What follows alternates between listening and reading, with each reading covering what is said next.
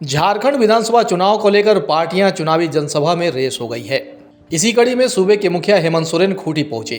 खूंटी के तोरपा में पार्टी प्रत्याशी सुदीप गुड़िया के पक्ष में चुनावी जनसभा की। इस दौरान सीएम ने तपकारा गोलीकांड का जिक्र करते हुए कहा कि राज्य की जनता बीजेपी सरकार में हुए तपकारा गोलीकांड को कभी नहीं भूलेगी। ये लोग यहाँ के लोगों को, यहाँ के आदिवासियों को, यहाँ के मूलवासियों को बोका और बेवकूफ समझता है। जो मुख्यमंत्री लोग दूसरा राज्य का यहां घूम रहा है, ये लोग बोलता है आदिवासी का हितैषी है। आप सबको मालूम है झारखंड का बहुत बड़ा संख्या असम का चाय बागान में जाके बसा है और आज वहां के आदिवासी हमारे भाई, हमारे जात बिरादरी के लोग असम में जाकर के उनका क्या हालत है जाके पता कीजिए।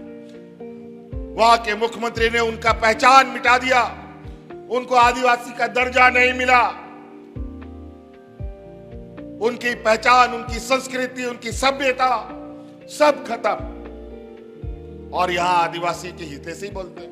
वहीं कल्पना सोरेन ने सरायकेला के राजनगर और लातेहार के चंदवा में पार्टी प्रत्याशी के पक्ष में चुनावी जनसभा में शिरकत की।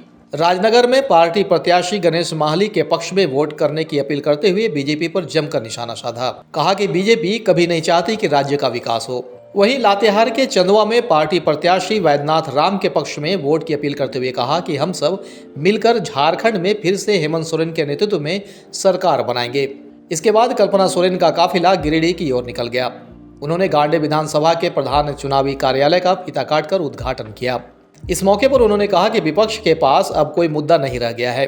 कहा कि अभी तो टेलर है, फिल्म अभी बाकी है। अगर विपक्षों के पास में एक्चुअली कोई मुद्दा नहीं है, अगर आप मुझे देखेंगे कि 4 महीने में ऐसी सौगात दी है, अगर कोई काम बुनियादी तौर पे अगर कर सकता है, मजबूत तौर पे कर सकता है, आप सोचिए कि अगर आप इसको ये समझ सकते हैं कि ट्रेलर अगर ऐसा है तो फिल्म अभी बाकी है, तो जब ट्रेलर हिट है तो फिल्म तो और ज़बरदस्त हिट होगी। बस मैं ये कहना चाहूँगी। विधानसभा के चुनाव के निमित्त अस्थायी कार्यालय का शुभ उद्घाटन गांडे विधानसभा के प्रत्याशी श्रीमती कल्पना मुर्मू सोरेन के कार्यक्रमों द्वारा संपन्न हुआ और इस कार्यालय से पूरे विधानसभा के क्षेत्र की गतिविधियां संचालित होंगी और क्षेत्र में जो गतिविधियां हैं चुनाव से संबंधित और जो कार्यकर्ता है संबंधित क्षेत्र के उन कार्यालयों के माध्यम से जनता के बीच में जनसंपर्क के लिए जाएंगे और बाकी कार्यों के लिए समीक्षात्मक बैठकें होंगी कार्यालयों में और उस पर हम लोग चुनाव का संचालन करेंगे।